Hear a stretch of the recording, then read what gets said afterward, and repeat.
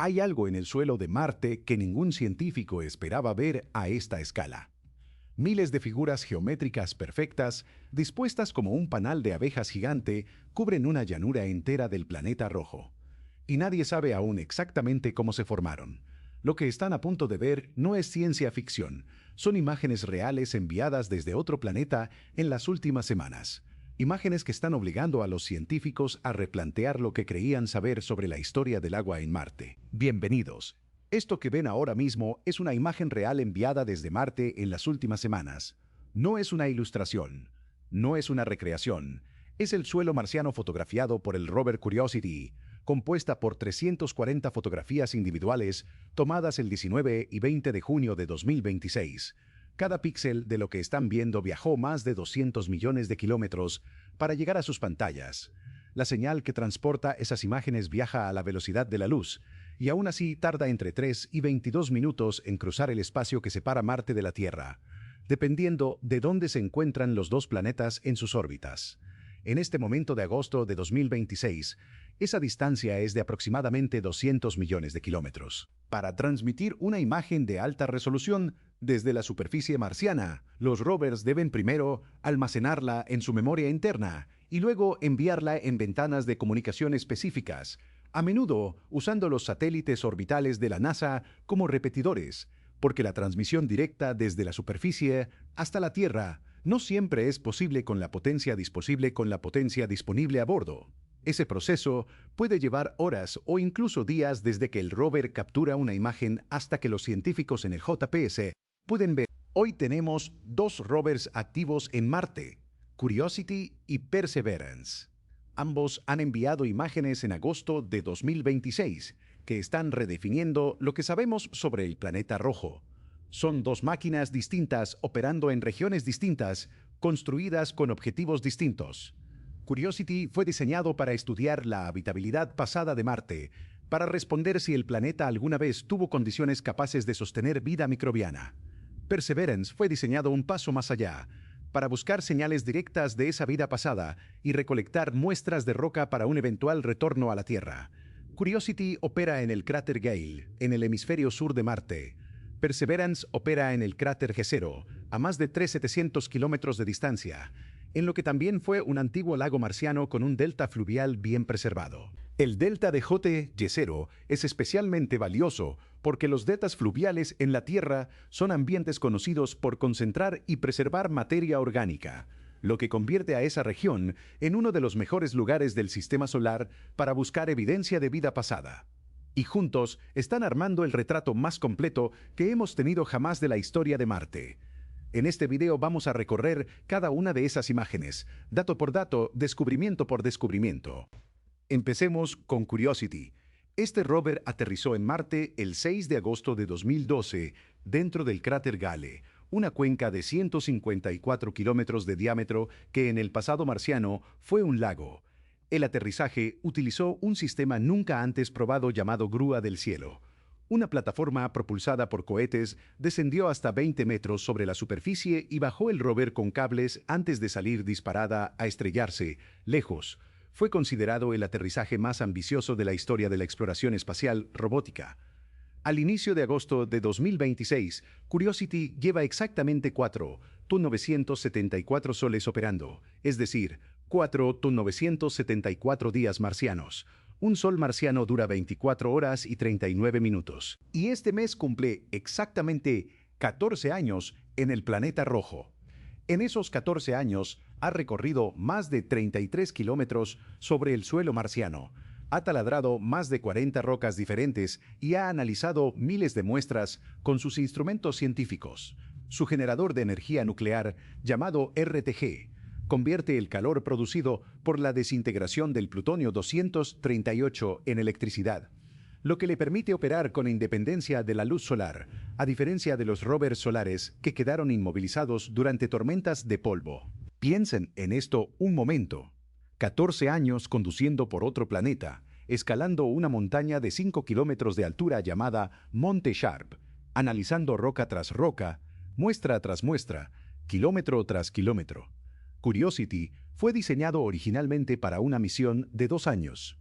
Lleva 7 veces eso operando en condiciones que destruirían cualquier equipo diseñado para la Tierra. Las temperaturas en el cráter Gale oscilan entre menos 80 grados Celsius en la noche y unos 20 grados sobre cero al mediodía en verano. La radiación en la superficie terrestre, y a pesar de eso, las ruedas de aluminio de Curiosity, que han sufrido daños acumulados con los años en el terreno rocoso, siguen llevándolo hacia adelante. Sigue funcionando, sigue enviando imágenes, sigue descubriendo cosas que nos dejan sin palabras. Monte Sharp, cuyo nombre científico es Aeolis Mons, se eleva desde el centro del cráter Gale y sus capas sedimentarias registran cientos de millones de años de historia geológica marciana.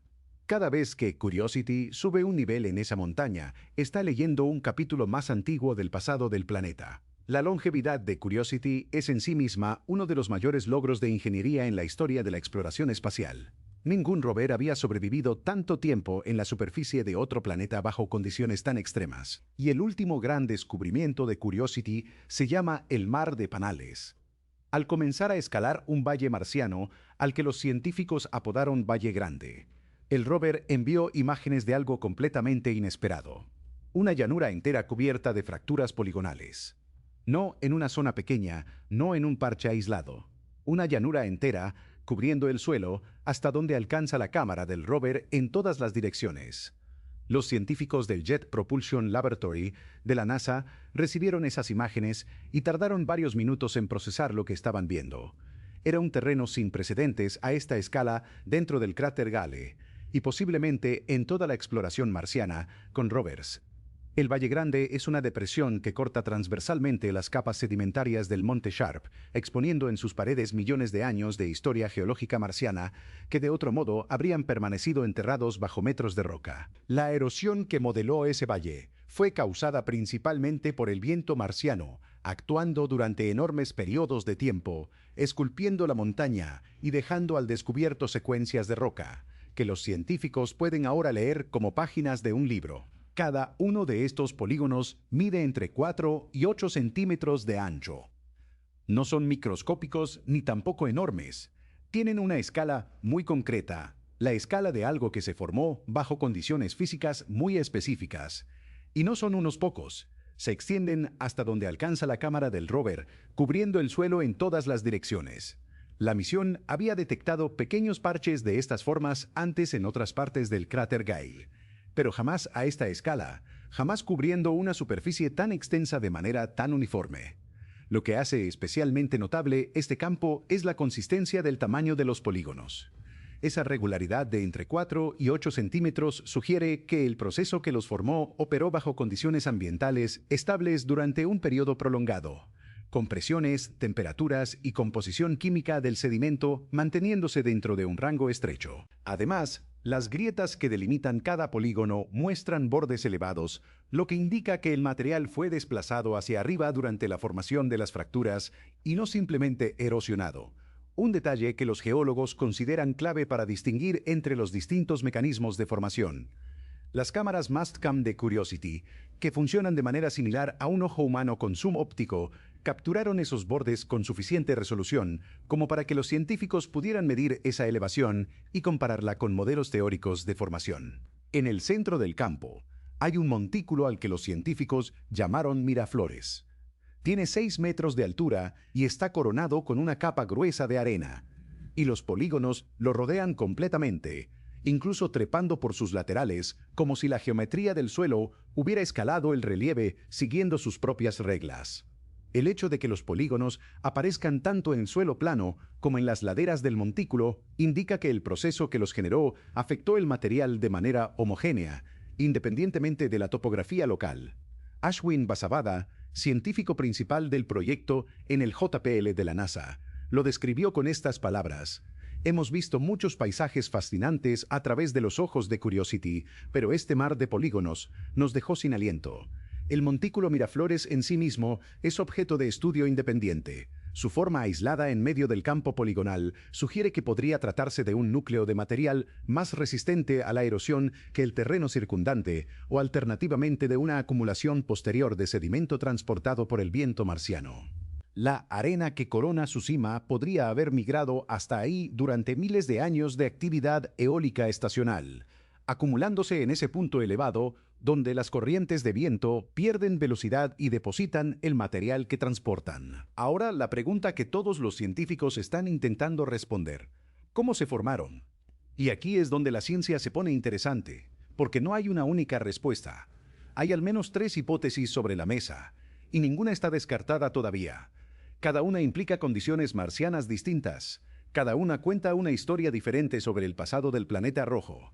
La clave para distinguir entre ellas estará en el análisis detallado de la composición mineralógica de las fracturas mismas, el tipo de mineral que rellena las grietas, su textura y su relación con las capas de roca adyacentes puede indicar cuál de los 3 mecanismos fue el dominante. Curiosity tiene a bordo instrumentos capaces de hacer ese análisis.